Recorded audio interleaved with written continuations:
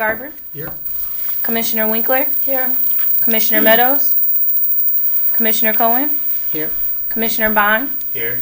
Commissioner Pitzmeyer, Commissioner Jackson, Councilmember Song. Here. All right, we have quorum.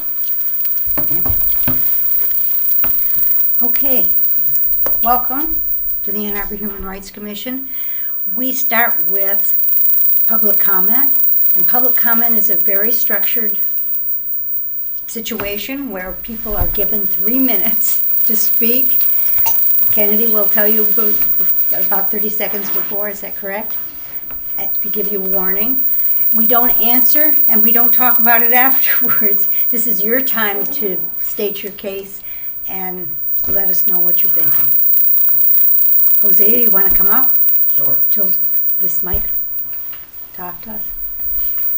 This is a mic right here. That's a mic. You can That's sit. right. You can sit or stand, whatever.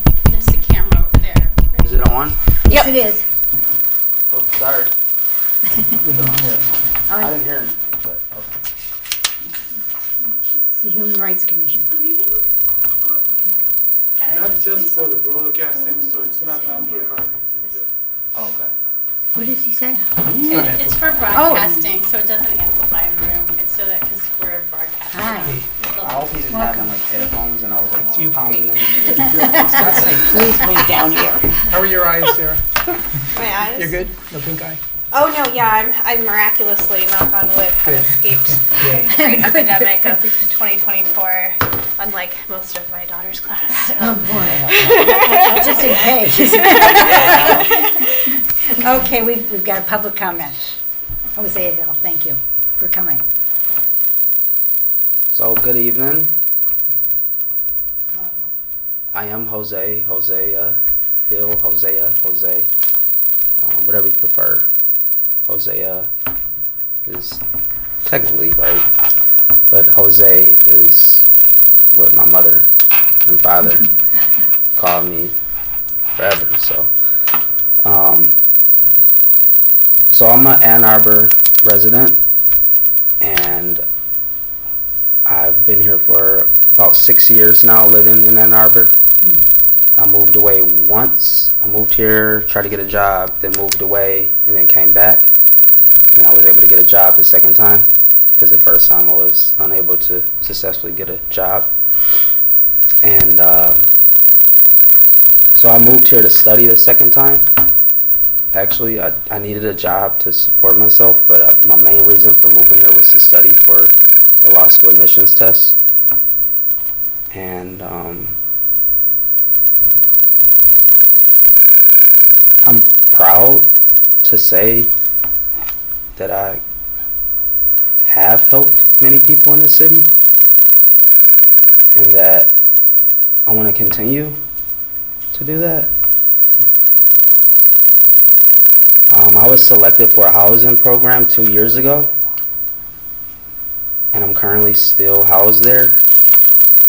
It's Avalon Housing, and I don't know that actual program it is, but I know it's like a program-based housing situation. And I grew up in Section 8, so I'm a little used to being in a housing program. That's how I was raised. But I face some human rights issues here, especially when it comes to race, possibly. It's sad, but I still want to help. I'll open up to you all. When I was 15 years old, I was in Berkeley School District. I was in high school in Michigan, Berkeley School District, and I was expelled from the entire school district at the age of 15. And I was a good kid. 30 seconds. So I understand people make mistakes, and with that being said, I wanted you all to see me in person and hear me. So thank you for what you do, and I'm looking forward to working with everybody to help this city. I have submitted some complaints, and I hope that you can help. I trust that you will. And I am under a lot of stress, and I'm being patient. But thank you and God bless you all. Thank you. Glad you came. Thank you.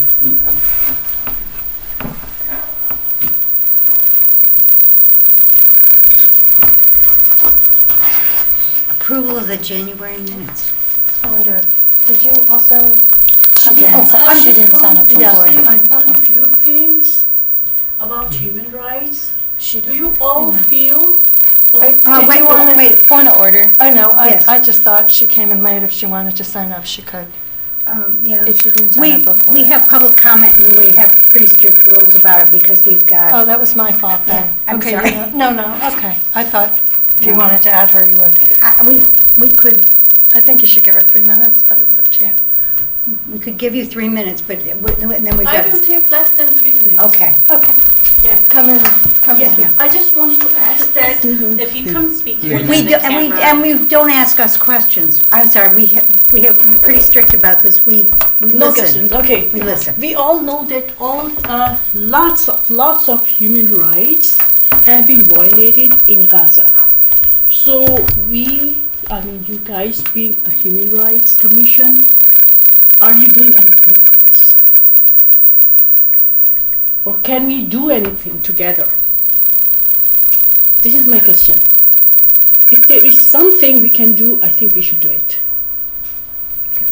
And I also know next meeting will be after 1 month. Situation will be even worse. So we have to do something faster. The war and everything is escalating so fast. So I think we should be a little faster too, if we really want to do something. If we just want to wait, then it's okay. We wait another month, another meeting, we talk, and then do nothing. So what is your suggestion on this? This is all I want to say. If we have the heart, I think we should do something. Because it's getting so worse. I can keep on talking about this. Talking will do nothing.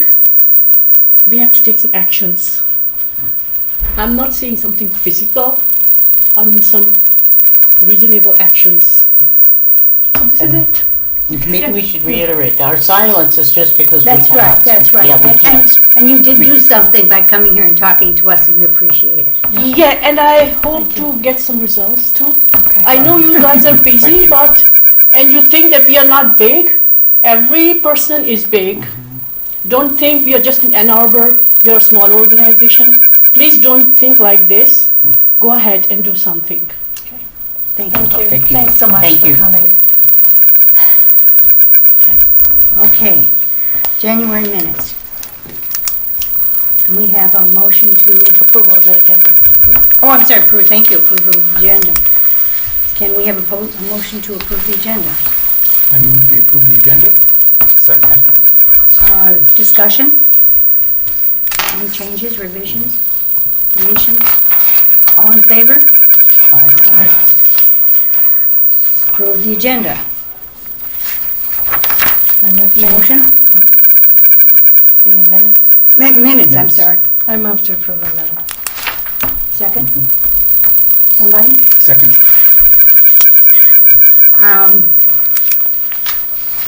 Any discussion? All in favor of approving? That's-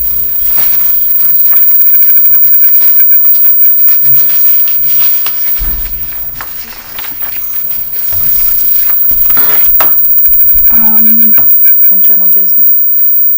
Yes.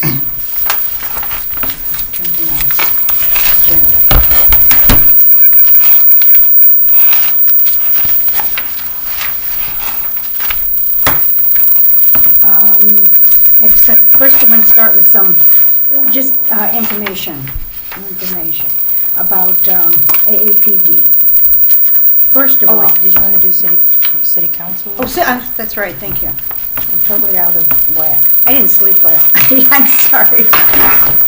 Lousy. Follow up on outside work. Lynn, would you like to give us anything that you think we should know about that happened in the city council, not counting not counting the resolution, which we'll get to, or the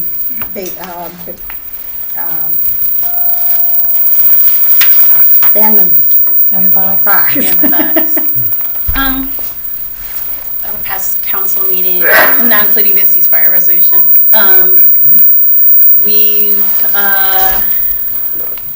did the final approval for the building that we're working with in coordination with the Ann Arbor Housing Commission on East Catherine. It's probably appropriate to bring it up since it's Black History Month, and this is a project that's been ongoing for a while to recognize our historically Black community in Carytown.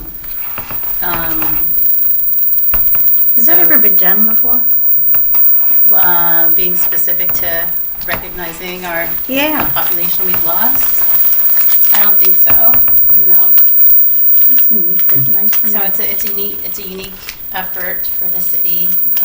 We're still very behind in improving and seeing more housing units come on board on our public parcels, and a lot of that has to do with financing. It's very expensive to build units. It's I think about $400,000 a unit at this point. Labor and supply are really high, but once we get this going, it should be a really good example of what Ann Arbor can do with rezoning and good public engagement, funding from our general fund, funding from HUD and the state, funding from, I think some federal COVID relief funding went towards this too. And the next parcel would be what was formerly the Y lot across from the downtown library, and that would be a sizable. That will bring a lot of units on board. We really lack supply and housing, so that was a significant thing in past council meetings. And we had a work session this past Monday in advance of a budget season. How many units are they expecting to put on Catherine? I think it's 80 units at 60% AMI, which is, I can't remember what it is right now, but I think average median income for a household of 4 in Ann Arbor is now over $110,000 a year. No, wait a minute. It was 60,000 the last time I heard. For a family of 4, Oh. yeah. So I can't remember what it is for an individual, but it's jumped considerably, and so has rent.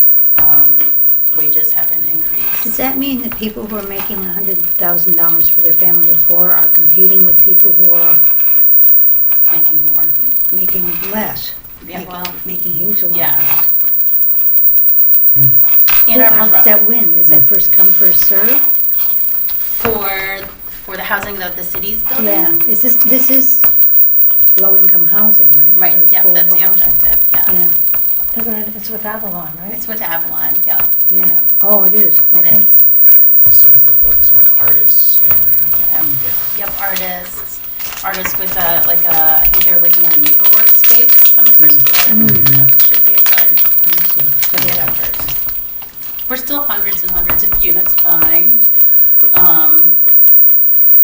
Yeah. But it's hard to overcome like 40 years of not building. The last time Ann Arbor had a real building boom was in the 60s. So it's been a while. And then university keeps admitting more students. So glad we won the national championships. Not glad that they admitted more freshmen, because housing has actually run out for. There's insufficient housing for current students to renew housing. So yeah. Including all the new off-campus. So prices are going to go up yet, Yeah. still. I mean, there's some new apartments that are supposed to be coming online this fall, but how do you get a lease before it's actually built? So To what extent is that the city's problem, you know? And to what extent I should mean, the university the be university's building some housing Yeah. closer to the football stadium because they've bought an entire city block to do that, but that takes money off of our tax rolls. So the Oh, more I know. the university acquires, the more expensive it is for us to Yeah. maintain our infrastructure. Right. So our hope is that we can work with, I know people are upset with the tall buildings that are close to campus, but rather that than students commuting in, and then, because we can't handle more commuters. We've got a lot of commuters, and it's students should be close to campus. Yeah, Anyways, yeah, so at least we've got one thing going. that's good news.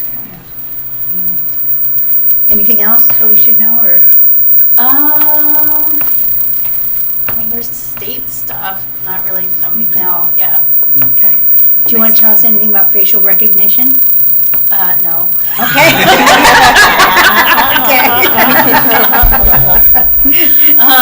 Well, I should tell you one update, because I gave this to the Police Oversight Commission, was that in our recent discussion with AAPD, they said they're not using Trulio, which is a technology that I think the county's looking into using, which would be using AI to analyze police video footage, Oh. police cam footage. And I protested, and Councilmember Harrison really protested when our former interim police chief, Amy Metzer, had entered into a contract with this company to do this. If only because our belief was that, if we're looking at community-based policing, we should do community-based policing, and that the camera footage shouldn't be too overwhelming. We already have, we evaluate camera footage when there are complaints. So if there's need for capacity building or more volunteers to do that work, we'd rather that people do that work versus AI doing this work, because it's just we don't know what other information it's capturing in assessing video footage. And so our police department said that after we put in that complaint about using it, the police union was against using it too. They've actually disconnected the software from the city, so there's no way to actually use it, and they'll reevaluate whether or not they'll actually implement the contract with the new police chief. But for the most part, I think most of city council is really against using the software, Trulio. Why? I did not think about the other uses that could happen if it were AI. Yeah, so not Boy, facial that's- recognition, but like There's always the problem of misidentification and privacy and all kinds of and stuff. how that information's stored, who has access to it, how we're liable for that. I mean, it's a lot when we're trying to restore faith in how our Police Oversight Commission works, our police are supposed to respond, and then we still have an crisis response to get up and running. So I just hate to think that we have to rely on this software. Is somebody going to actually look at the cameras and decide and point out where things might have been overused? So it's supposed to point out when officers are using certain kinds of language, so like racist language, abusive language, and it's supposed to put officers on watch as to how they engage the public. But I mean, we can come at that in different ways, right? Yeah. Either through complaint process, through training, through leadership.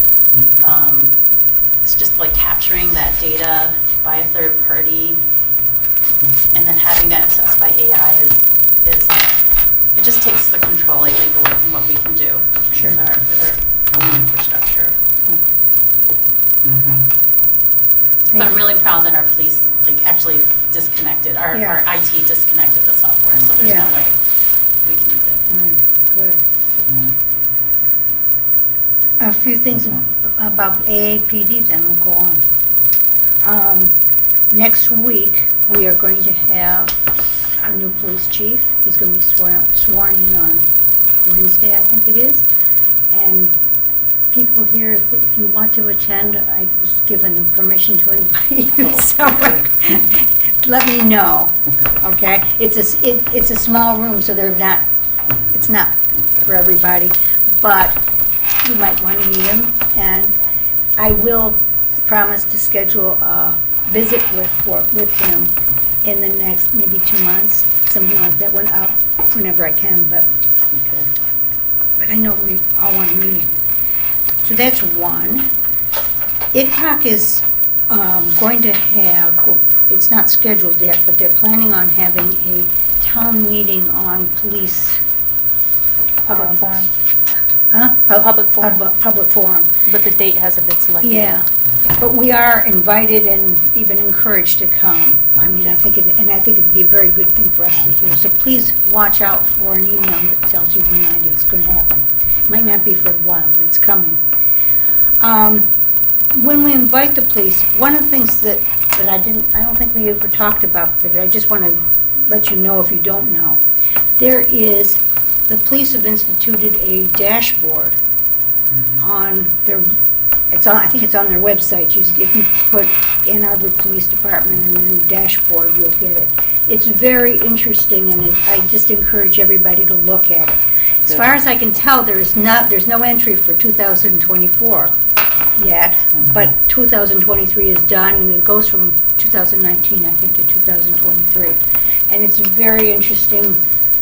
We may very well want to talk about it. Okay. So do that. And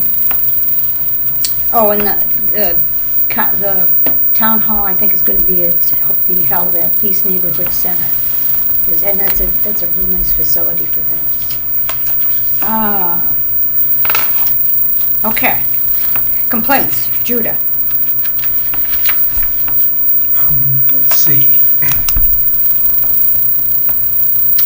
Since the last meeting, I believe we received one, and the ones that are in process are being resolved, as far as I understand. Yes, and one of them is resolved, and I didn't tell Kennedy. Please remind me to tell you. One's resolved? Yes. So there's one new one and one outstanding. Okay.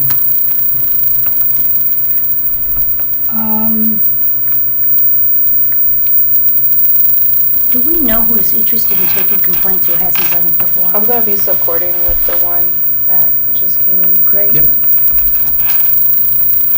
Okay. Strategic planning.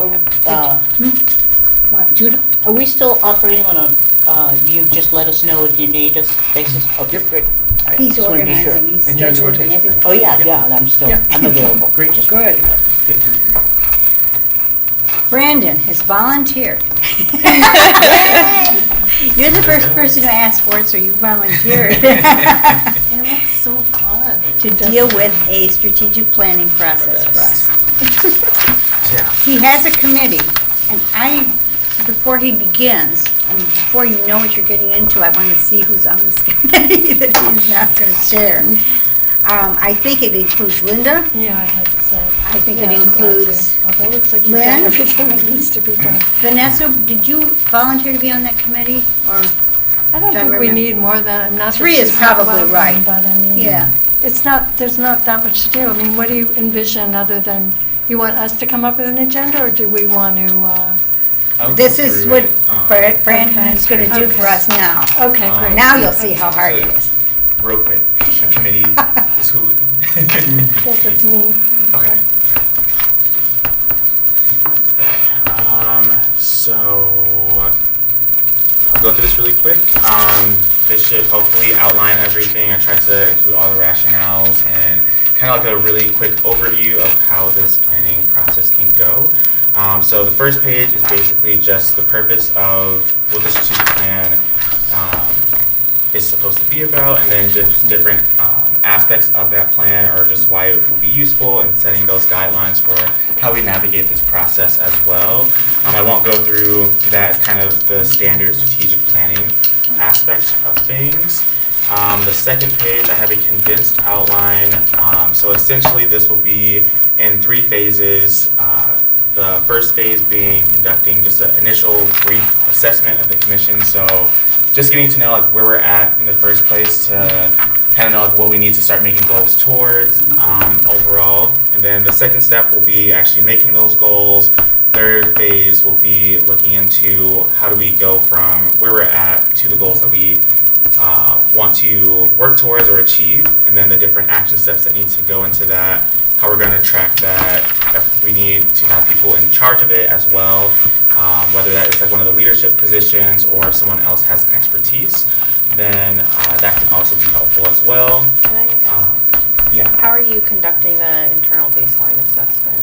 That's going to depend. I wanted to get everyone's insight on the overall like structure first, and then depending on like if we approve of it, then I'll go like more in depth. Okay. Or like the committee can go more in depth with the actual process. But I didn't want to make a plan and then everyone's just like, now we're not doing that. So yeah, this is just very outer level. But yeah, thank you. And then in terms of priority areas, these are just 3 areas that came top of mind. On the following pages, it has like a detailed outline that has some of those areas in a more detailed sense. But the main 3 are just commissioner, governance, and organization. So kind of just how do we function in the first place? How do we stay organized and make things as efficient as possible?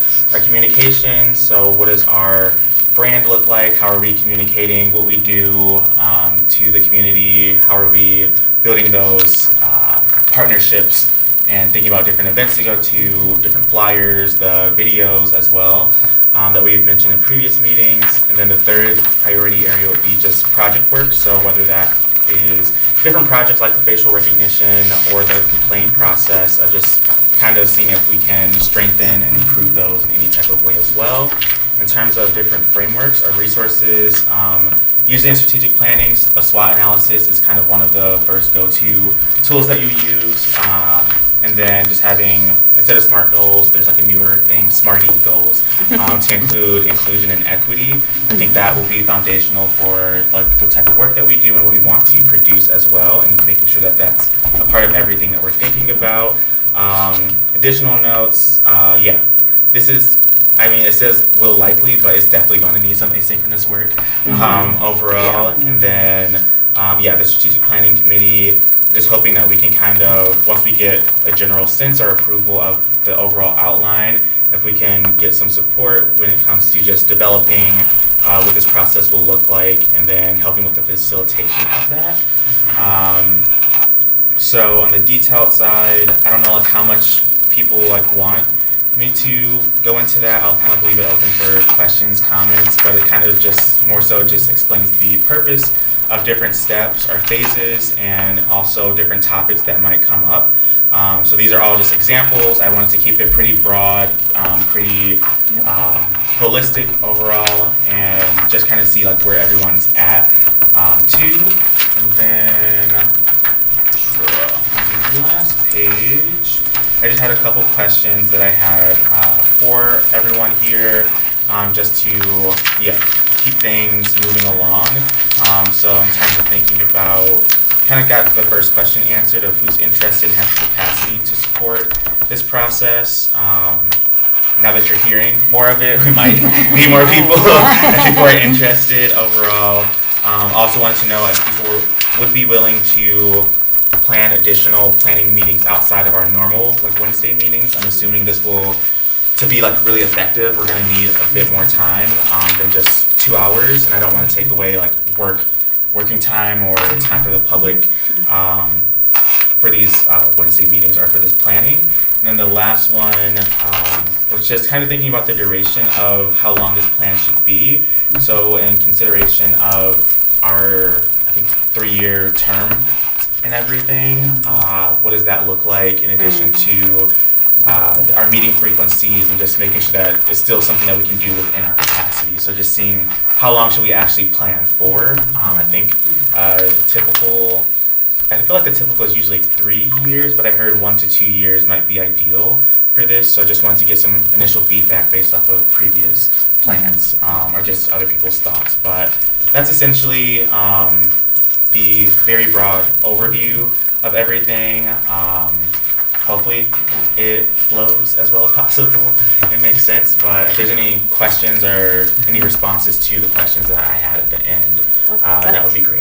Oh, I have a question. Yes. We had been operating under an older set of like strategic areas, strategic goals.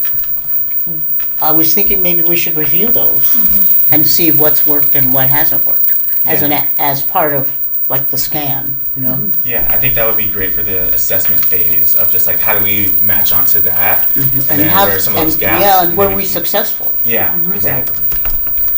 What's the goal for how long we want the strategic planning process to take? I would hope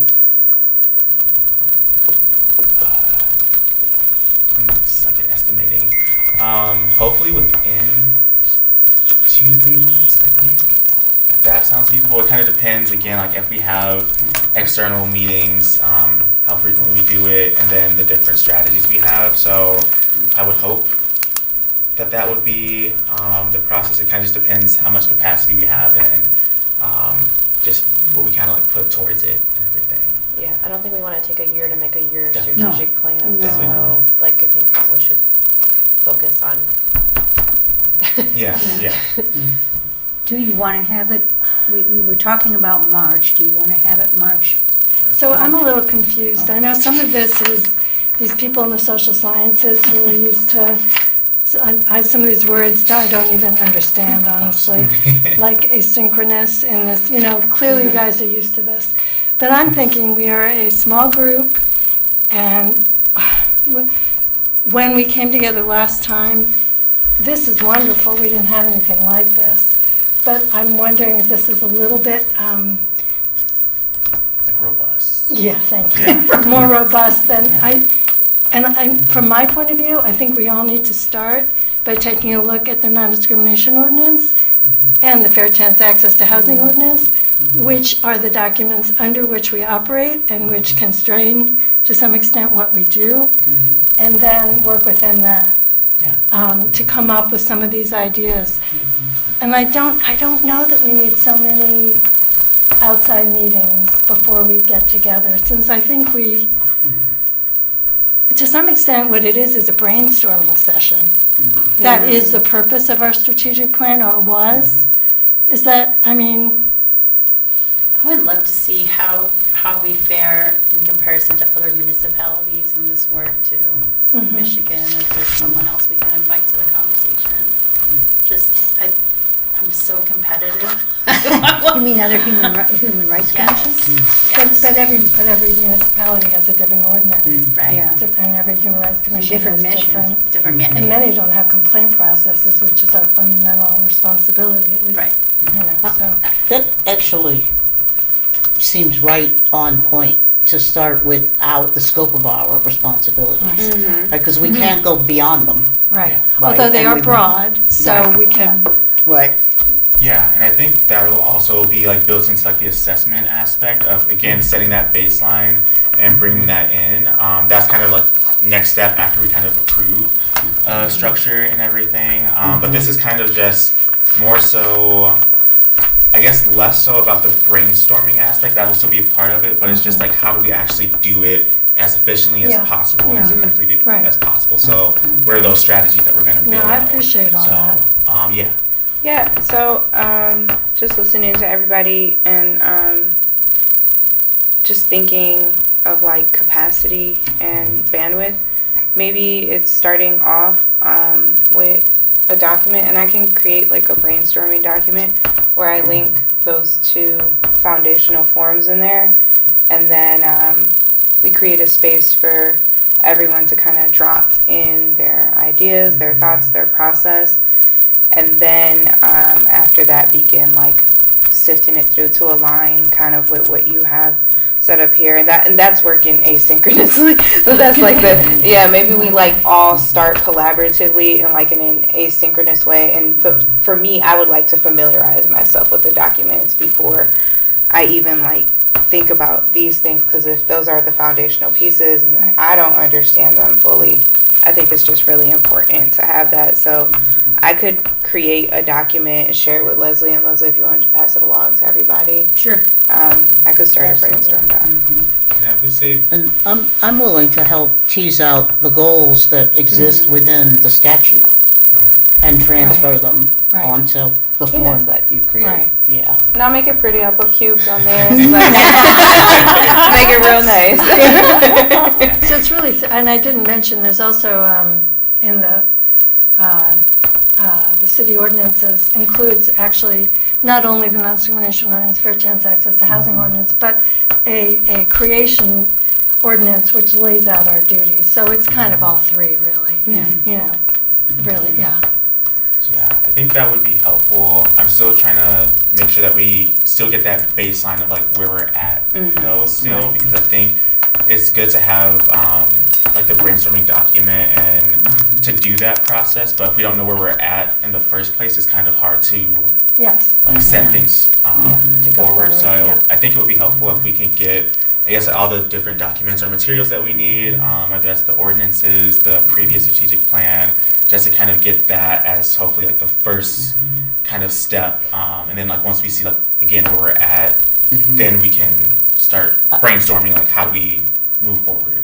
I would also advocate for the annual reports to be attached I would agree. as one of the, as an example of the strategies that we actually implemented. Right. Okay? Yeah. Yeah, and that can, I can put that all like where it's just easily accessible for everybody on documents, like people can reference and start pulling out what they see as important. And I guess the other thing I would add is that most of the things we've done have been somewhat reactive because people come to us with ideas and we respond. So while having a plan is a good thing, because there are times when we're not working on things and we probably should be, I think we have to keep it loose in the sense that people come to us with ideas and we respond, so, which we can't really foresee necessarily. Yeah, and that's also part of like one of the buckets for projects of just protocols for managing unplanned and in-the-moment projects. Right. So just seeing like how we can do that as efficiently as possible. Yeah. If there's like certain protocols, structures that we need in place. So yeah, that can definitely be like part of the conversation that we build in and prioritize. And I think for the first step, I'm assuming it would be helpful to first get all of those documents in place so we can all review those, and then most likely doing like a quick SWOT analysis overall, just to see like what are our strengths in relation to these ordinances, these reports, what are our weaknesses, different things that are opportunities for us, different threats. Right. And then once we have like that information, then we can kind of compile it, reduce it, and then build off goals of like how do we continue these strengths, how do we reduce weaknesses, prevent threats, and then explore opportunities. And that will be our goals, and then we'll just decide like how do we actually like achieve those goals. Yeah, I think that's great. Now, if we look at it as a document, right, then when we're reviewing, we should be pulling things out of the original source material and inserting them into, right, the program you're going to write for. Yeah, Right. Yeah, and then if there's So that'd be the only thing I would add in, like, we'll be reviewing and then actively, Yeah. and then adding in like Brandon's SWOT analysis as well as a reference in there. And like even if you could send me like this doc, then I could link it in there too, so for reference. And I have I'm doing like another strategic planning thing with another organization, and I have like a document, so I can hopefully send that to you as well as like a, I guess like template that you can just modify, you know, capacity. So Love it. Tweak the wheel, don't rewrite it. Exactly. Yeah. That's kind of the overall plan and some ideas, but are there any other aspects? And then I guess could we get to some of, I mean, it might depend on what comes from like the SWOT analysis and everything, or like that initial stage, but I guess would people have the capacity or desire to do like potential external meetings from these scheduled ones if needed? Do you think it can be done by email with that document, or do you think I guess we're playing by ear a little bit? You think a meeting is good? Partially, because I think conversation will be important and like perspective overall, but I do think like the asynchronous part of just like filling it out on our own, that should be fine, and then hopefully if we can be sent to the committee, then we can like work on compiling it, and then maybe at the next meeting we can kind of discuss some of those aspects. So maybe next meeting we decide if we like need some external meetings and everything. Now, are you thinking in terms of like a series of retreats, mini retreats? Like we wouldn't be gone for 2 days, but 4-hour things, or just like maybe like 2 to 3 hours, maybe 2 hours, like just like these meetings, just at another time, just to make sure that we can have conversations, make sure that we're all on the same page, or can provide context to different aspects of the like our analysis as well. But yeah, sometimes when things are too decentralized and there's not conversation, there can be like misconceptions or just, I don't know, gaps that are appearing. So I just want to make sure that we can kind of cut that down as much as possible too. I think it might also be nice as part of the initial baseline assessment, like, I don't know if you have time for this, but to like maybe have some one-on-one conversations with each person on the commission and like collate some, so that people feel really free to like provide any like specific views that they may have, in addition to like the group sessions, just to make sure that like everything is really being aired. Yeah. No, That's helpful because it's hard to catch each other all at once sometimes too. I mean, I am also part of the Diseased Children Club, so Card carrying member. yes.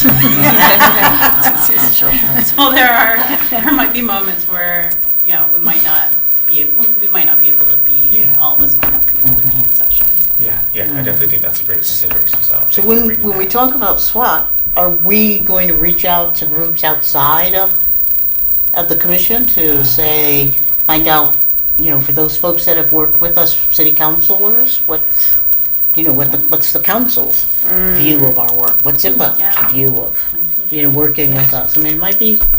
Yeah, I mean, for our end, for all of our commissions, there's always, at what point do you want us to advance resolutions, to revisit ordinances? At what point do you want us to have conversations, when we need to budget towards an effort too? So where does the work out here travel up to council for council review, council vote? And that was, I guess, like another question I wanted to pose too. I guess, like, would you and I would you want to be in the strategic planning? Okay. Yeah. Okay, so yeah, obviously. Okay. So yeah, that's helpful. And then in relation to some of the external partners, I think it could work and everything, but that will also be more work as well. So it kind of just depends on, again, what the commissioners, what you all think. I would say that they just do a SWOT, which is very basic, and that we send them the table that we're going to use to input the information, and ask them to just simply write their answers right in the city council. Oh, okay. And IPA, I mean the groups who've worked with us. Oh, I see. And let that be the way it gets gathered. And if people don't put it in, they don't input any info, that's okay. A lot of people don't return forms, even if they're sitting right there with you. So. All of council would be helpful since we all cycle out of different committees. And then the mayor's been here for eons, so we should be able to reply too. So it'd be different with, and then we've got new council members who were just elected last year, so it would be interesting to see what their insight would be. So it sounds like this is not going to happen in March then. Does sound, well, or at least not, Yeah, I think just like initial conversation. So I would say like maybe our to-do task is just to make sure that we can get all those documents compiled, make sure that we have the SWOT analysis document created and ready, and then by that March meeting, if we can all contribute to like our own individual SWOT analysis and then send it to the committee. Hopefully we can have that ready, because I think our next meeting is March 14th, I believe. I think you're right. So that still gives us like a month to get all that together. So you'll give us a report. Will you give us a report on what you on the? We should hear from them between now and then to fill out. Yes, whatever. March 13th. March the next meeting. meeting. So yeah, by March 13th, or like hopefully a little bit before, we can have some type of document ready with just like a kind of overview of everyone's compiled responses, and then we can start thinking about different goals and all of those aspects. It's a good timing of council because we're just starting to get into like work session budgeting season, so I don't foresee a lot of like resolutions or ordinances really coming forward between now and April. So what I'm saying is I can bully my colleagues into responding. Like they have no reason to not respond. Take all support. Okay. One of the things I hope we have as an output is ideas to put into a budget. Because this year, I think we really do need a budget. Yeah, yeah. Because I think, yeah, hopefully, I would definitely say when you have time to, like, as you're going through the analysis and everything, to look through some of these example exploration topics, because I know when it comes to some of the things around marketing and budgeting, community outreach, even I think I have like staple events that we should be at, like the Juneteenth event and other things. We should have like, I don't know, a tablecloth at least or something. Right, So the sign, something. yeah, so definitely under like opportunities. I feel like Money, by the way, you have to opportunities pay to get a table. Yeah, yeah.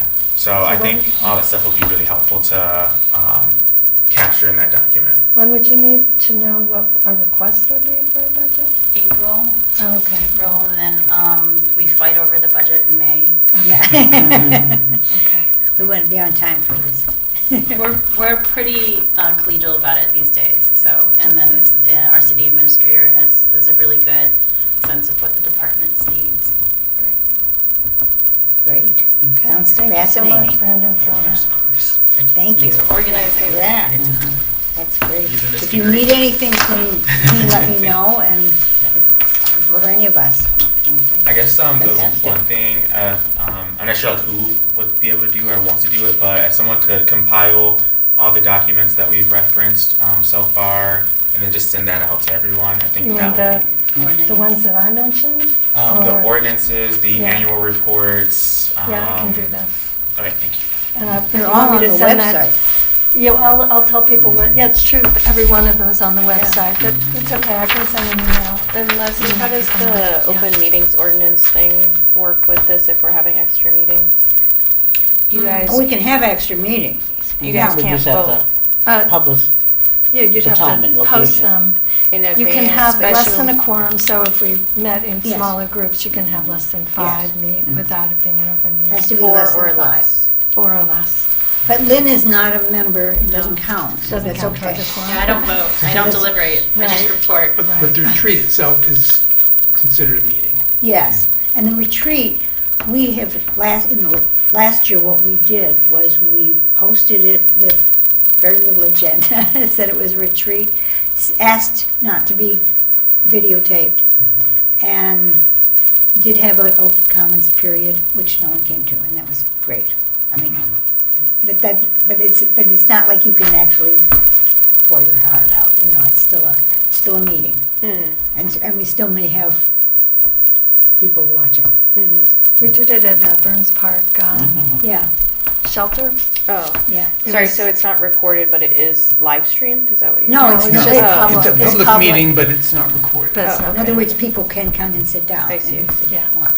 Yeah, it's like the public's informed that it's happening and Yeah. what it is. And where it is, yeah. Yeah. And they can come out to it. Right. The library has strategic planning meetings, like similar, like retreats similar to this too. And usually the union reps or like managers would come to that, but very few public folks would come. But it's required to be public and available for comments. So just as long as we're available, it's not on a strange hour. We make it accessible. We should be okay. The 4 a.m. strategic planning. No, that's not strategic planning. Strategic thinking. Nobody's best ideas come up at 4 a.m. So my student mindset. So.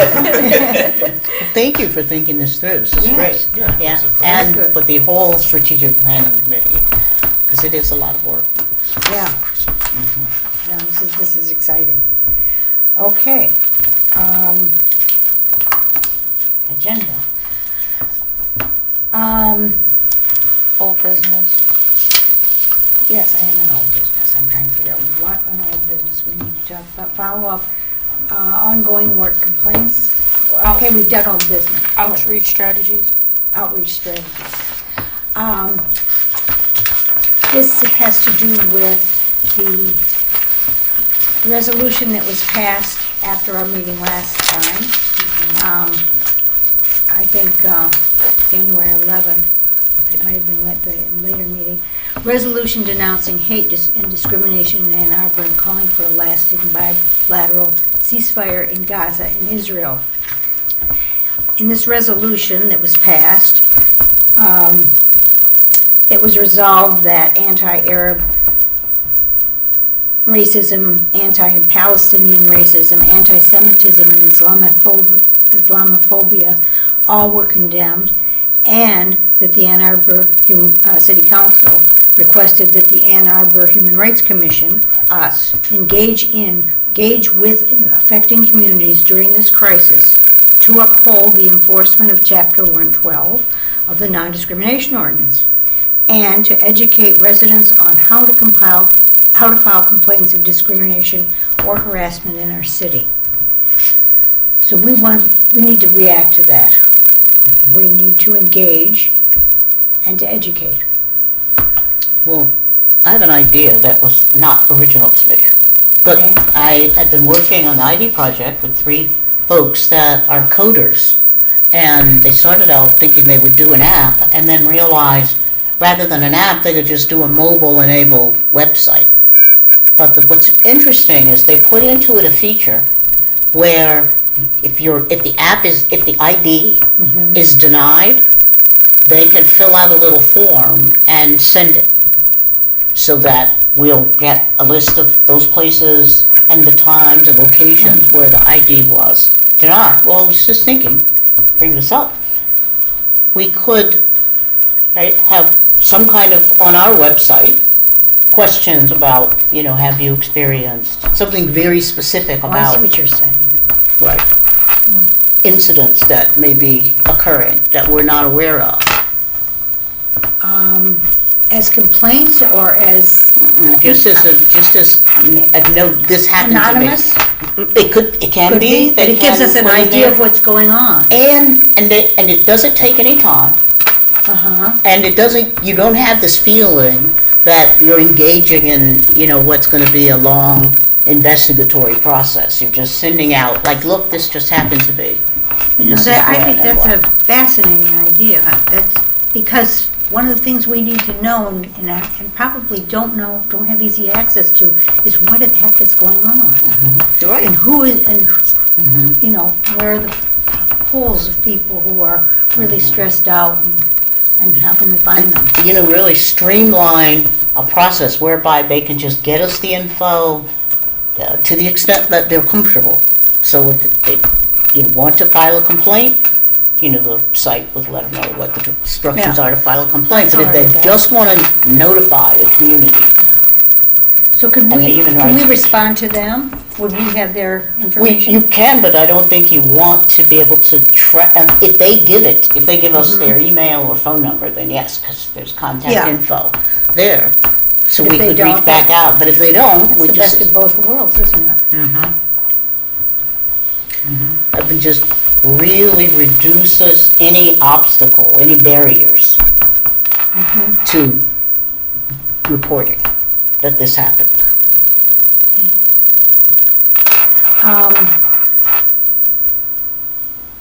Okay, there's also, so one question is, who do we reach out to? Who needs to know? And who needs to know even that there is this thing? Well, I was thinking it could just come to the Human Rights Commission. If people are sending, notices or notes, full email that this has just occurred. Yeah, how is the data being used, I guess, is my question. Like, we're in charge, again, according to our ordinance mandate, right? We're tracking anonymous non-reports is not necessarily, so just thinking through, what this is, what's happening with this. Not a non-report, just an anonymous report. So, but don't we only maybe I'm not understanding, don't we only investigate complaints from people who are like, Sarah Peitzmeyer experienced From this. complaints, yes. Can you, okay, so then. And that process would still be active and available through that same, site. But in addition to that, there would just be a reporting sort of notice where you want to do it anonymously, you want to describe what happened, but you're not looking for an investigation. So what happens to that data is my question. I'm saying it could come to the Human Rights Commission. What do we do with it? Depends on what we hear. Right, to inform us of what may be happening in the community. So we would know, oh, we've gotten reports from this part of town, we've gotten reports about this occurrence. So it's not made public, it's just for our eyes only. Not, right, I mean, it wouldn't be, I don't see any reason to make it Well, public. you wouldn't out anybody. But are we or anything. mandated reporters? Like if they're, I mean, I'm just thinking social workers, teachers, nurses. You know, are we mandated reporters if there's potential abuse or harm happening in these reports? I mean, like if it's a complaint and like clearly someone is being hurt, like how do we act on that information? And at what point would we involve the police or not involve the police? I'm trying to, versus if we came at it from a way where we go to community and at least introduce ourselves and say, if you're unaware of who we are, this is who we are, and actually go to the mosque on Plymouth Road, go to Temple. We have done that, but not in recent years. Yeah, because I know, I know one of the rabbis is receiving death threats, right? Like, and folks aren't particularly forthcoming. And I think I saw a recent report that hate crimes have increased, particularly in the past couple of years, particularly against Black and Jewish identifying folks, right? I've heard doubled, Yeah.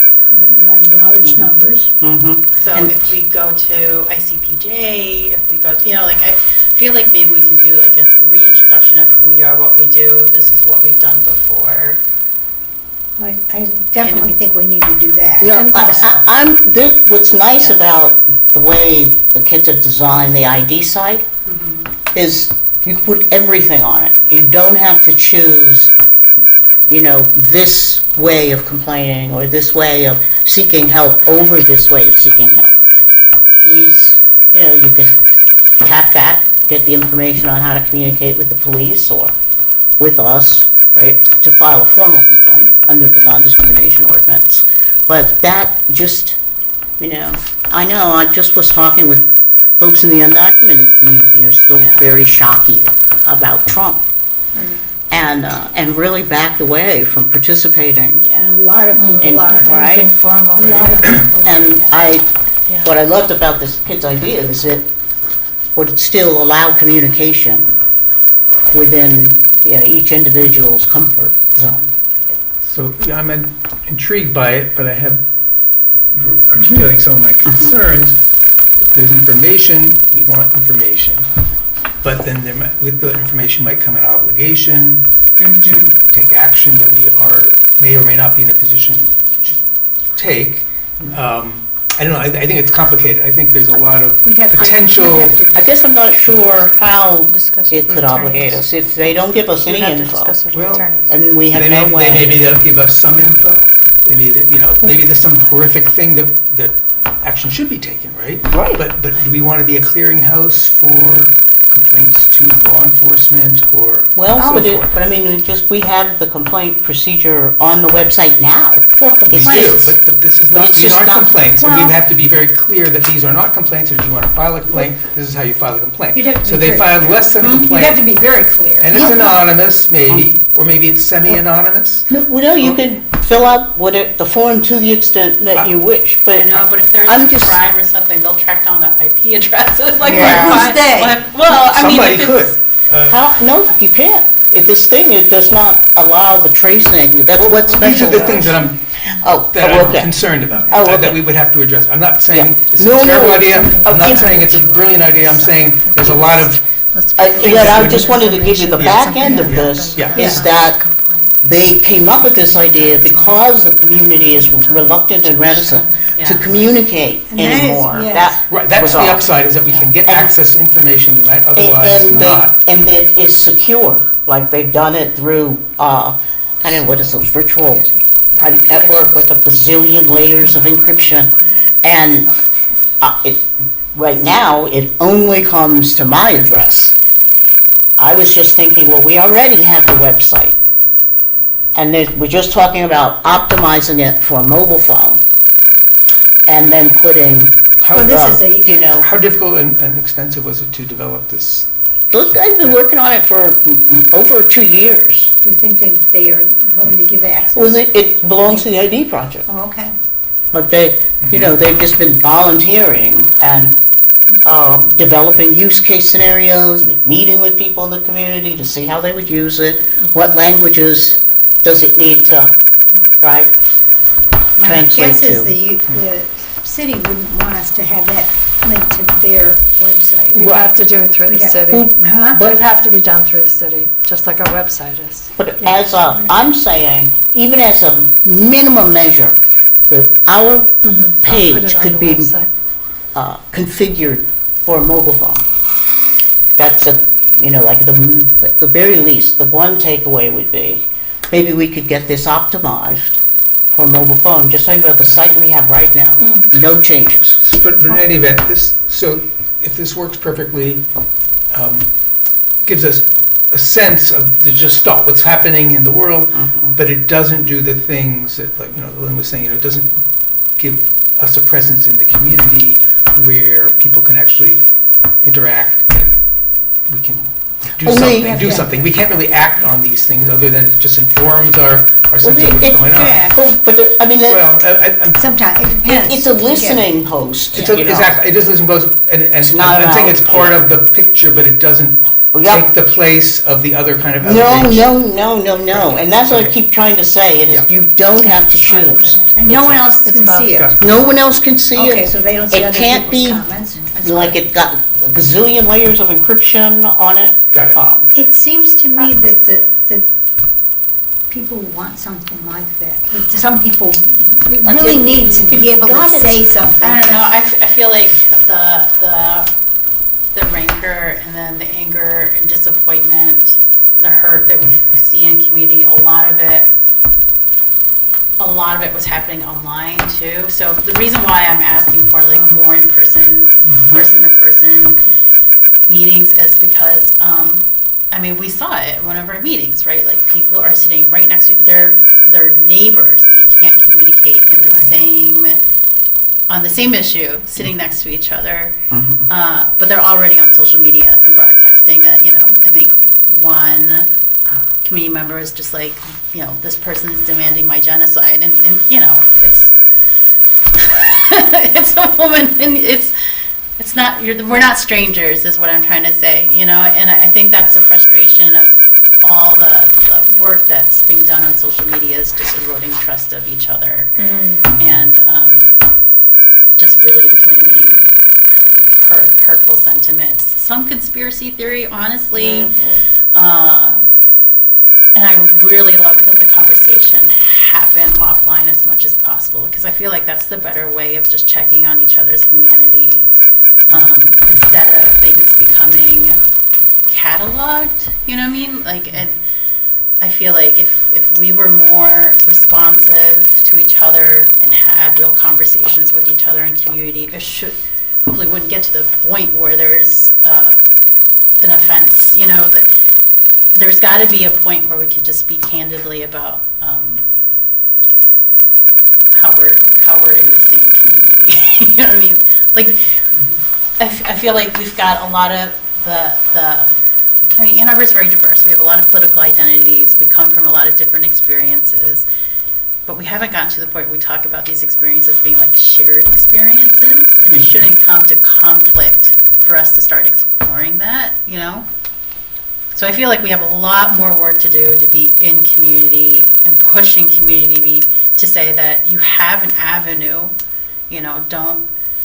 don't let these sentiments simmer within your particular community. Know that the city is a resource, and this process has worked, right?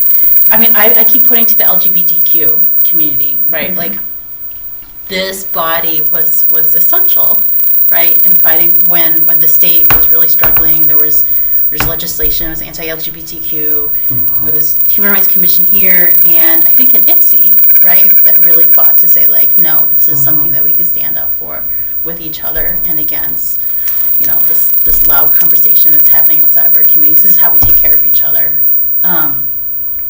So that's what I'm really hoping for.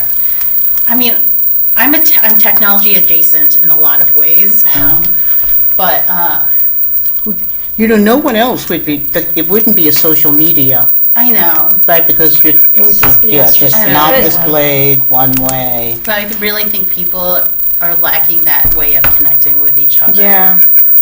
We- I would It doesn't have to agree. be either or, first of all. Right, Right. But, can you give me an idea of how you might, I love what you're saying, I just don't, if I knew how to do that. I mean, we had community iftar last year, right? So this is something Yeah, that. community what? Iftar, so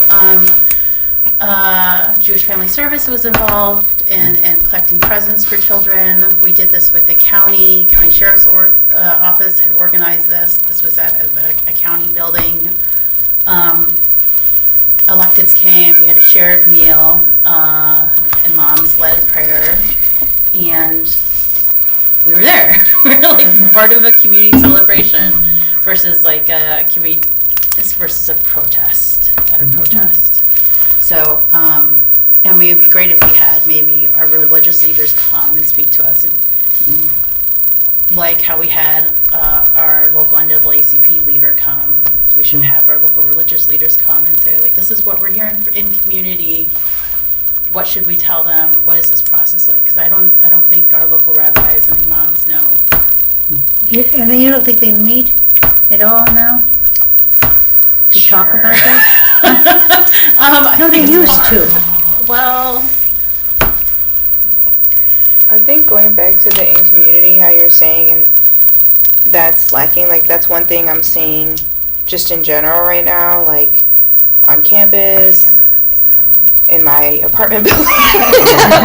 People are just tired of connecting in a non-intentional, non-personable way. So I agree, maybe it's not a community event because we're just not there yet, and it's other factors that are happening, but maybe it's not even just inviting them to just come speak, maybe it's a dinner where it's more intentional, and maybe if conversations aren't being had amongst them, we could create space to maybe start having some type of like rapport or trust again. I wrote what you said, work on social media is eroding trust of one another, and that's true in a very individualistic way and also belief ways, right? Like a lot of personal relationships aren't even thriving because of all of the stuff online. So maybe it's a dinner, maybe it's a picnic. I don't know what it looks like, but maybe it's something that's like more intentional, impactful,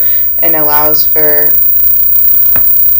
personable relationship building before it can become anything like larger. I guess I am wondering how we're supposed to be engaging community when we literally are not allowed to speak to people who come and try to engage us and talk to us. So Like, that's- how are we even having a Yeah, it's a good conversation one. It's with a good people? question. Yeah, so Wait, with the we're public not? comments, it's different because it's the same way the Right. council functions. And the reason why we don't respond when they're delivering is that we don't want to give the perception that we're favoring some folks over others, or we don't want to get in how we respond and engage. And then we also want to make it clear that everyone gets the same non-response so that they can feel free to come. And they're not obligated to be like policy wonks, or, people come and sing their public comments.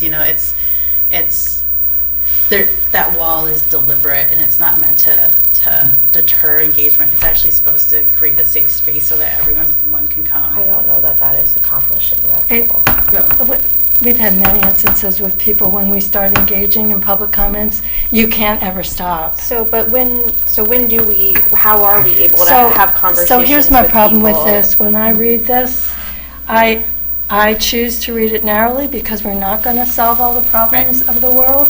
I choose to read it that Leslie should use her very extensive email list and send out to all the people, which include, I think, the synagogues, and if they don't, they should, and all the groups that might be affected by this, reminding them that the complaint process exists, saying if you'd like us to come and talk to you, we'd be glad to tell you more about it.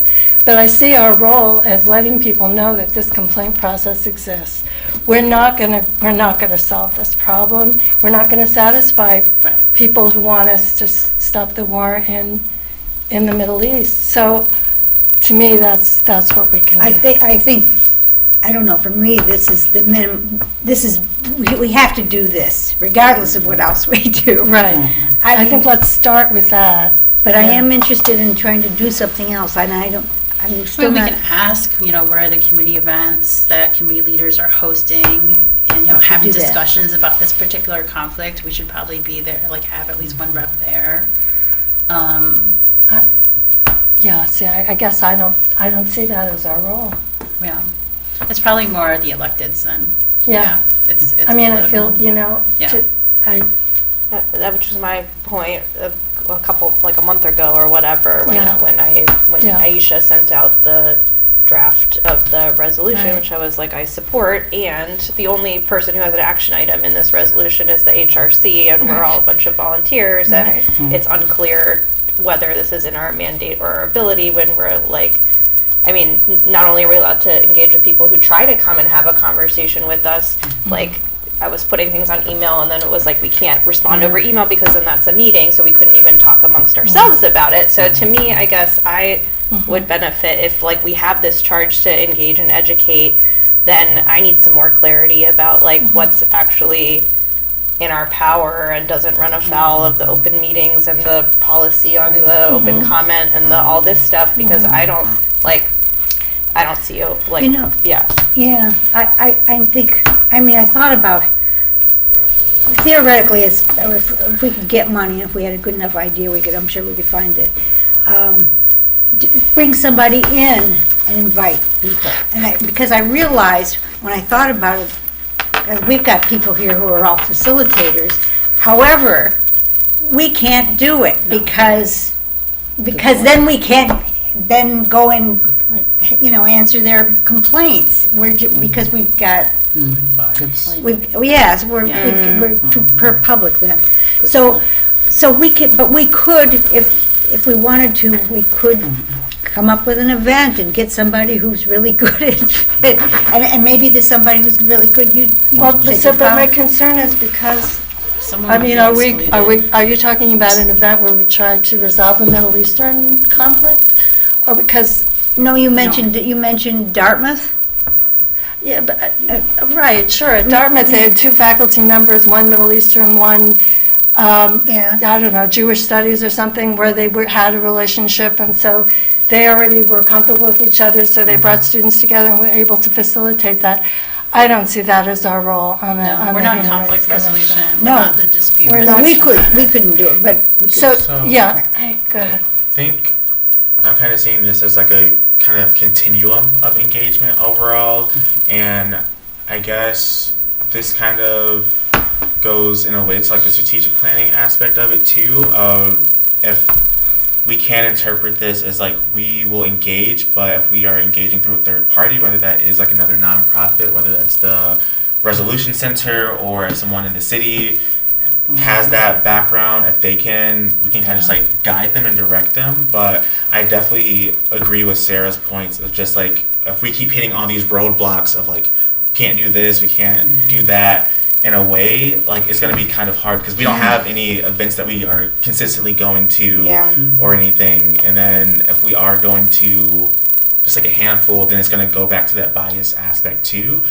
Something else that I'm thinking about is the presentation that we kind of crafted up of just the know your rights aspect. So that could most likely be one of the best routes of just having some type of presentation where we can provide, but that's also somewhat of a concern for me in a way. Well, I'm just gonna say because my main concern is the action aspect. I think people are kind of done in a way talking. I hope people can get back to some conversations because that still is going to be important at every step of the way. But I think right now people they come to us because they want us to do something.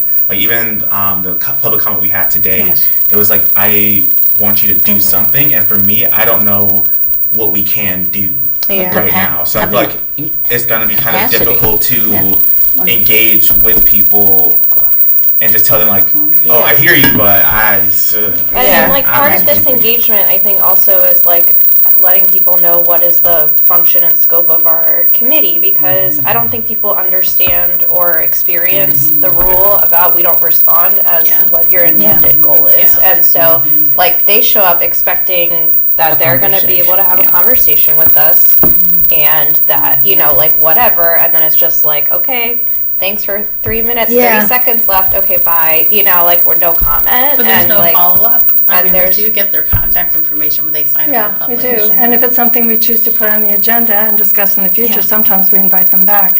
The problem is the issue we've been dealing with lately is an issue that arguably we have no jurisdiction over Sure. that's happening in the Middle East. We've had other things, like when people wanted a police oversight commission, and they came to us in a similar way, and we had a long engagement process with them, and it was our role to help create that, and we did create that. But this is a different situation. And I think we so- need to be clear with people. It's my, Right. like, I'm not even saying we Right. need to make a different decision. I'm Right. saying, like, they're showing up not understanding that, and, Right. like, that's a waste of everyone's time, and. You can preface this at the start of the meeting. I think one of the meetings, people didn't know who you were, Leslie. I asked you to explain you're not the mayor.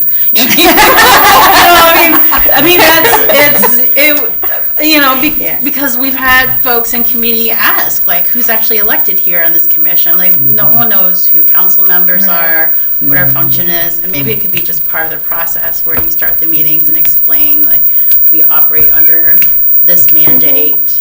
You know, if you have followed. It's Just could even create a video and put it on the website Yeah. too, so that people have access to it. Because I think so often, like, it's hard to read everything about where people stand and stuff. But if we made a short video, And I feel like even like if we had been able, and I don't know like how to do this exactly, but if we had been able to say to that person, like, you know, thank you for coming, we're actually not city council, but city council recently did pass a resolution supporting ceasefire. If you have other ideas for how the city can like support human rights related to this, like, please email us or follow up or come back next month and tell us what your idea is. And then, like, you know what I mean, like, just some, like, we're not engaging with the merit of her idea or taking a side or whatever, but just like explaining the facts of what has happened, what's in our power, and, like, you know, And that we're not the UN Human Rights we're not the Commission. Human Rights Council. You know like, what? I if think you have a specific idea, you know.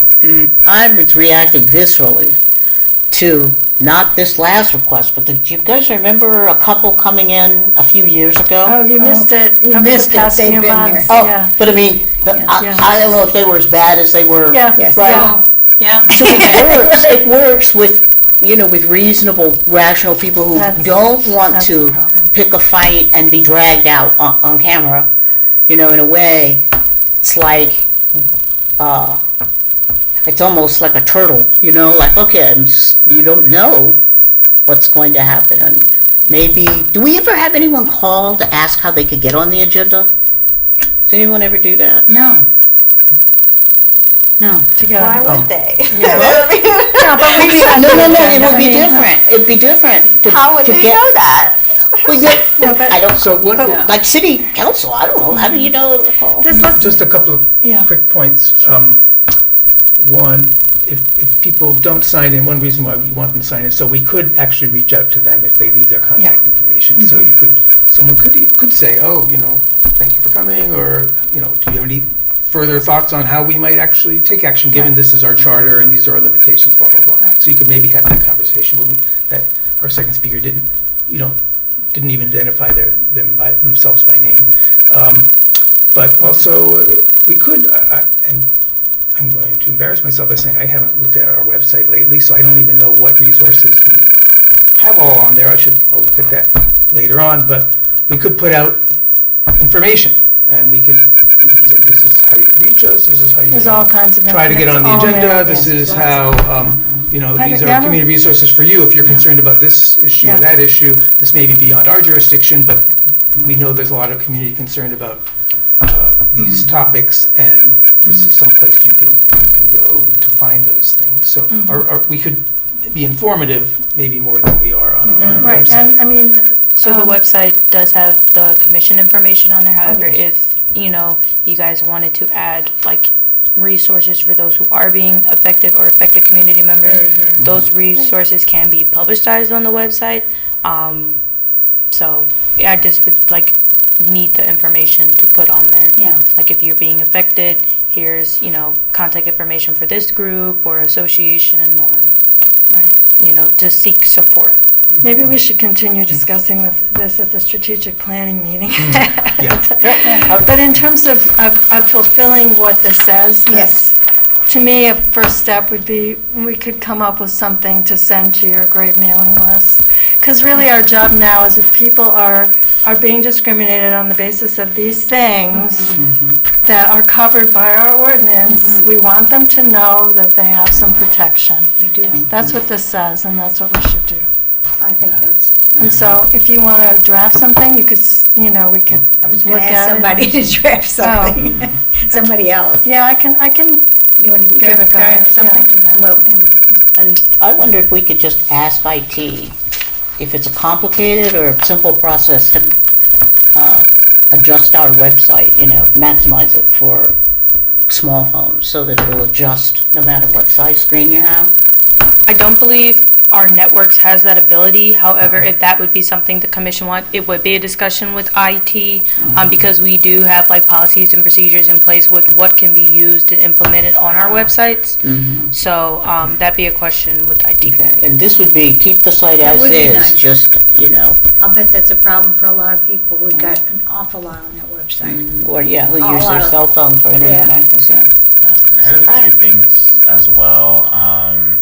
I would say for the strategic planning session that I think it would be helpful to talk about this, but talk more so about the strategies as opposed to the issue overall. I think the issue needs to be discussed still, but I think for the strategic planning session that's really just for like the protocols and structure aspect as opposed to the topic.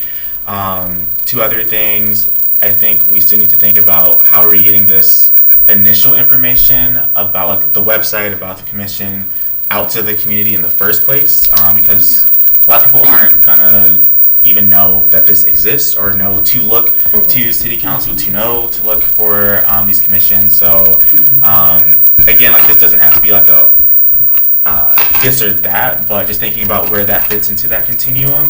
And then the last thing, as we do talk specifically about Israel and Palestine, I think making sure that we are focusing on, I guess, kind of how we are framing the topic, because I think part of it is this, yes, we can't necessarily dictate international affairs and everything, but how can we take that global perspective and see how it's happening in local areas and everything. That's not a conversation I feel like I'm typically hearing. It's just, we can't tell Israel's government to stop doing this or other people to stop doing that or anything, but we can recognize that that is having an influence in how people, like residents, are experiencing like their everyday lives, experiencing discrimination, and How what they're can we do feeling specifically for discriminated against. Yeah, but there's a lot of, even though like we don't have an influence necessarily to that degree, there are things that kind of build up.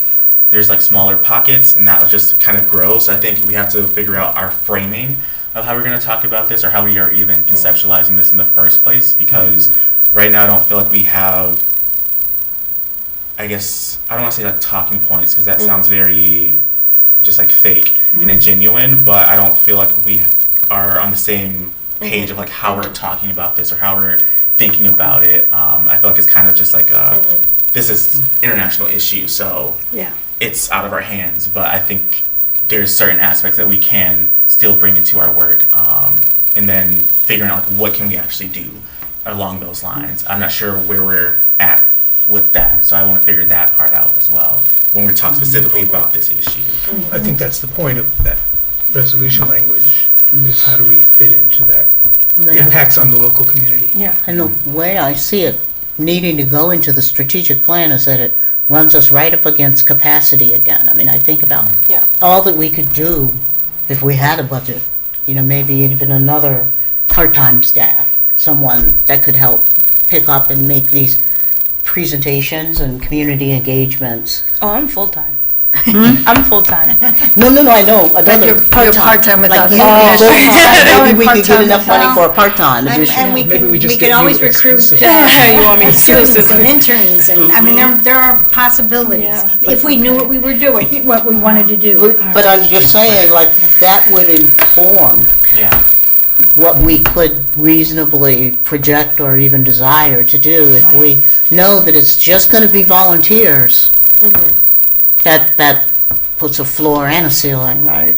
And I think all of this honestly just goes back again to like why it's important to have a strategic plan, why it's important that we have as many sessions to make this as robust as possible, because as we're thinking about the different ordinances and documents that we're bringing in, this would be a perfect example of like, okay, so we have to fulfill this, so like how are we strategically going to do this?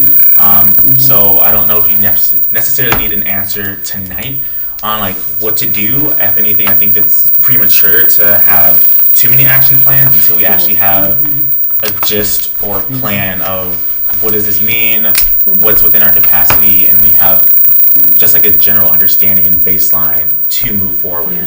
But I don't want to get like cart before the horse and everything. I feel like we're going to be like playing catch up or trying to make a lot of corrections because this isn't strategic right now. It's just ideas. Yeah, and we need to sift through those ideas and figure out what our objectives and priorities are and what we can do and can't do.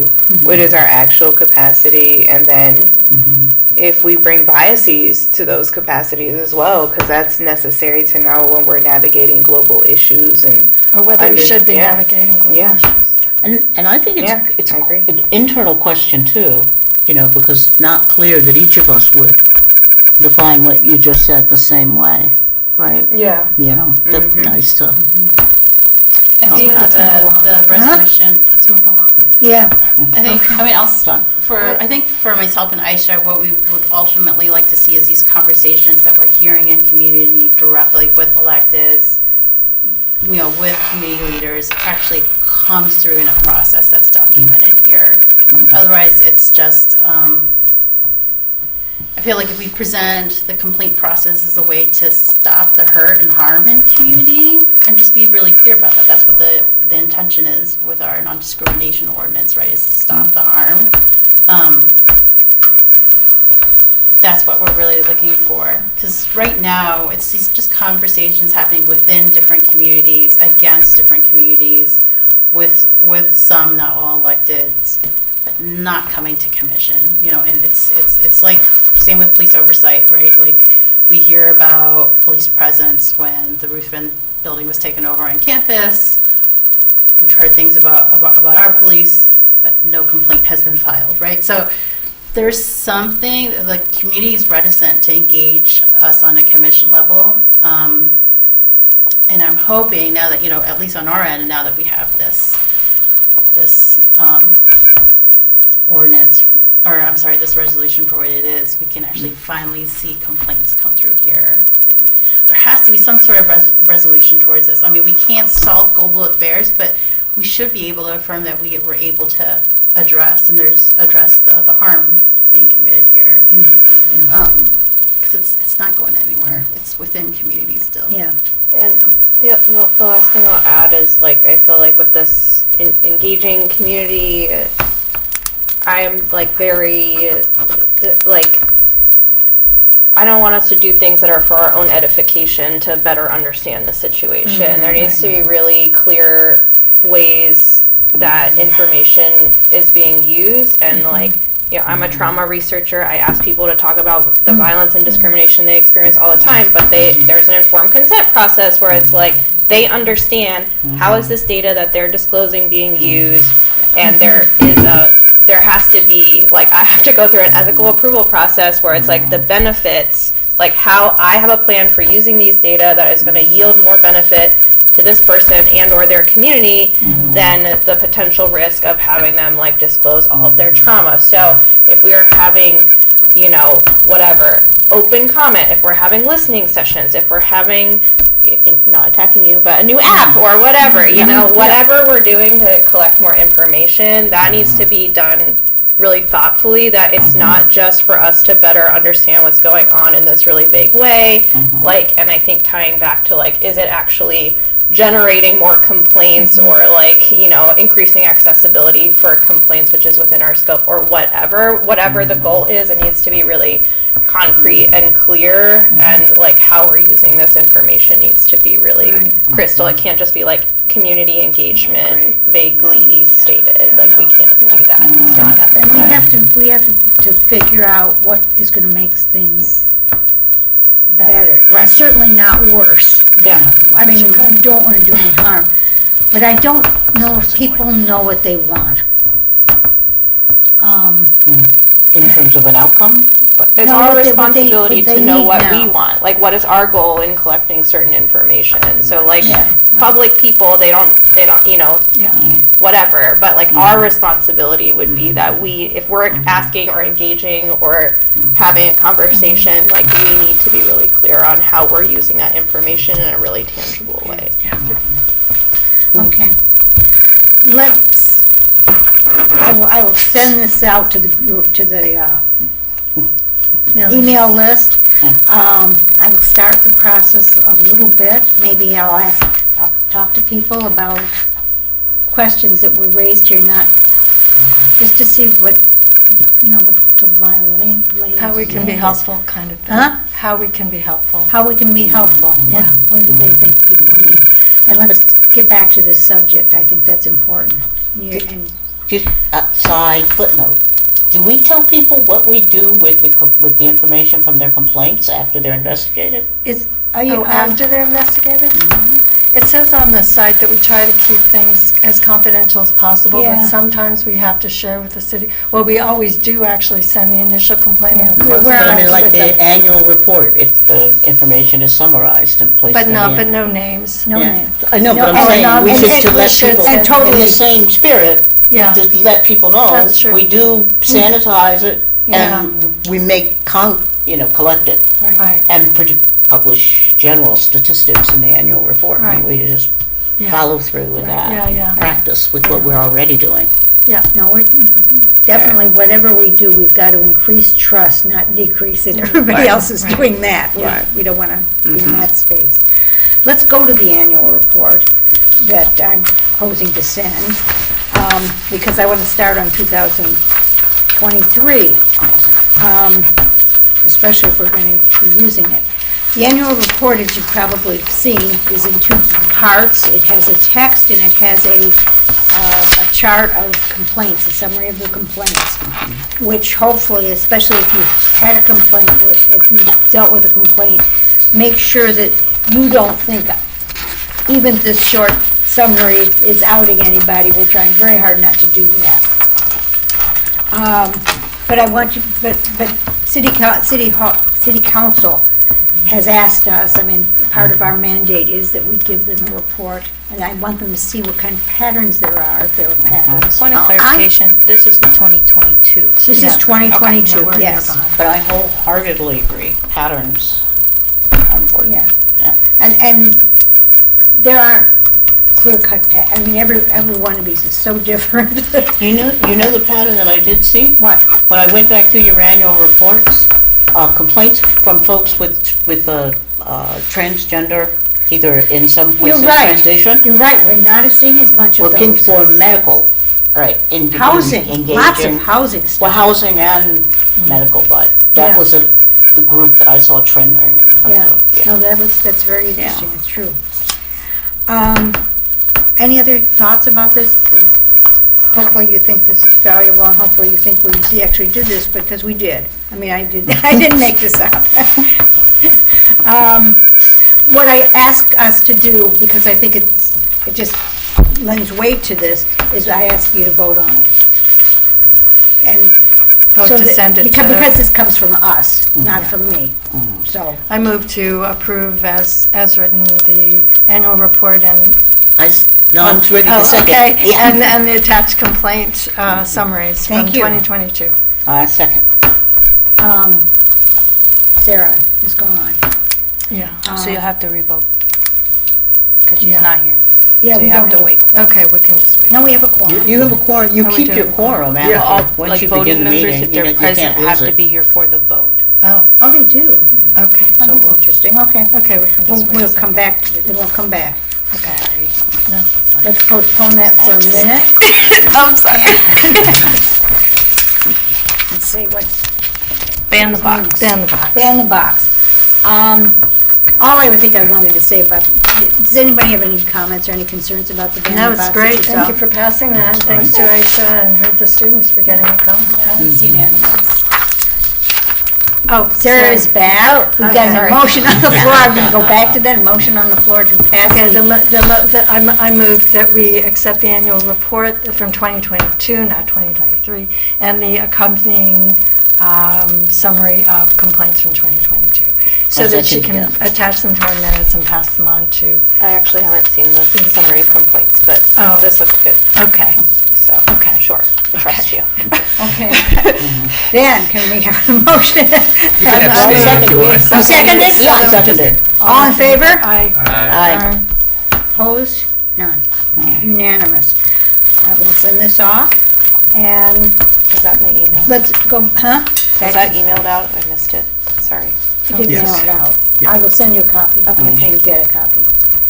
And I'm still realigning, so if there's anything serious, but I don't think you'll find anything serious, because you won't know what they are. Okay, but if you see anything that says, oh, I think you shouldn't, this looks too revealing, let me know, because I really don't want somebody to say, everybody knew it was me, or, even if they, That's what I was thinking. no, I Right, understand Like, that. oh, Yeah. I understand that. And that for- opened my eyes to that Clearly, possibility. there, we've got dates on here, so people might say, gee, that's about the time it was me, but I don't want them to But we think don't their have the names of the their other people, complainants. friends or- know. Yeah, Not that anybody reads this anyway, but just in case. yeah. Okay. We read it. Do you? Sure you do. That's my cousin. I Right. think it does give an idea of what we do, which Yeah. I think is useful. I hope. Ban the box. Did people read it? Everybody understands why we're doing it, why it's important? The next thing that Pam and I are going to do is go to purchasing and find ways to make it work. Because right now, it makes an assumption that the person who signs the, yes, we will take this job, is the person who's not going to hire people. And they do sign it's very strong language that they will enforce the Human Rights Commission. The non-discrimination ordinance. However, they will not necessarily have read it, don't know where it is, and didn't tell their human resources people who do the hiring, and we want to make sure that that happens. I think that's all I had. I just had a question, because someone mentioned, and I know I had heard about this before, that did we review that, because for a while there was research that ban the box unintentionally increased discrimination against Black Americans. Yeah. So has that been discredited? Is that a real thing? I mean, I think it's a real thing, but it was a while ago. It was yeah, it was. Confirmed by 2 or 3 subsequent Really? studies. Was it? Yes. So is there anything that our ordinance can do to try to mitigate or address that, so we're not having unintended consequences? I mean, that's what the city does too. So what the language in there is the same thing, the same practice that the city uses.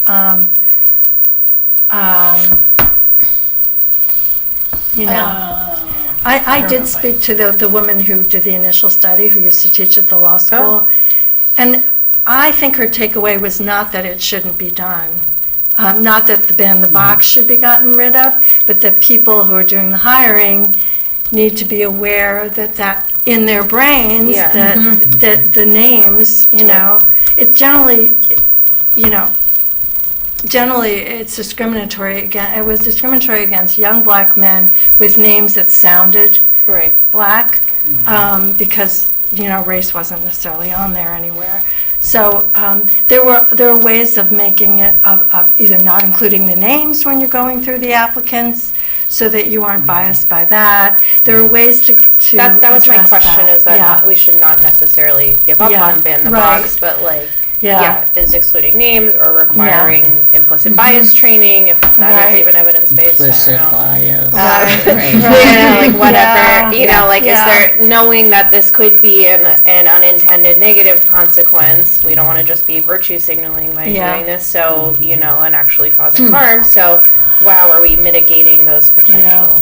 Do we require DEI training for contractors with the city? Because that might be. Oh my gosh, it's like one more requirement. Yes, one thing, The contracts are pretty lucrative. I don't think they're going to get out of line. Requiring a living wage, and being more labor positive has been something we've been. The other thing I wonder is, chasing down, since but those studies were done, isn't there, I could be naive and wrong about this, but I feel like more companies are actually wanting to hire people of color than maybe when the studies were done, the initial one 10 years ago, whenever it was. Do you know what I mean? There's more, what do you think? So kind of what you're seeing right now from a DEI trend, I work in DEI, I've been in DEI a long time. I read a lot on LinkedIn.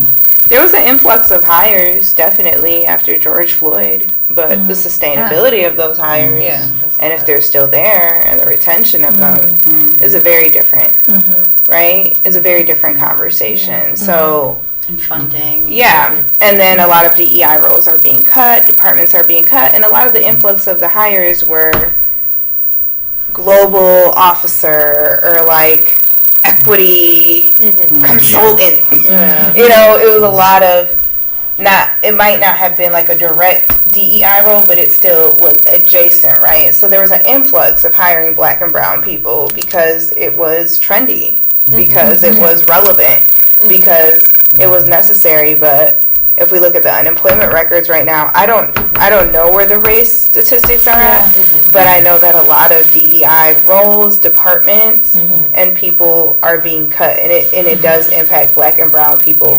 negatively because we're already in a wage deficit, student loan debt deficit. There's a lot going on. So it's like U of M is unique, as in they still have DEI roles, they still have a commitment to DEI, and they still have kept a lot of those roles and even hired more. But University of Wisconsin, when it came down to it, what happened there, transparently, they fought to keep the DEI roles, and then they said, well, if you all want to unionize and the staff wants a raise, then it's either DEI or staff get raises. And what happened? DEI got cut, and those roles got funneled into regular roles. And how many of those people will be sustainable and kept in those roles? One of the things that I'm a little disappointed about the new wording of this in the box is that there's no intent information. And I think we could do that by asking purchasing in the flyer that we put in that describes this, why we want it, and that Ann Arbor really wants to be, because this is for people that contractors are going to hire for contracts in Ann Arbor, or for the city. And I think if they understand why, they will be a little less likely to be discriminatory on the basis of race or in this case, felony. The other thing is, Sarah, if you wanted to, you could sort of just call Marty Radabaugh or the Human Rights Commission or the Human Resources, find out how they make themselves blind to race to overcome that, because they have the same thing. They don't do a criminal background check at the city until there's been a conditional offer.